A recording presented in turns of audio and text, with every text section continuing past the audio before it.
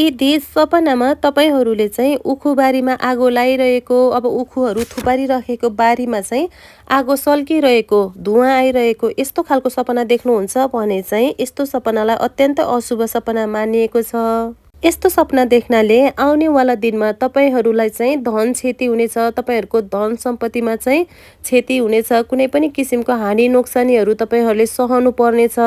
यदि तपाईँहरूले व्यापार व्यवसायहरू गरिरहनु भएको छ भने त्यसमा पनि तपाईँहरूले घाटा सहनु पर्नेछ भन्ने कुराको सङ्केत गर्दछ।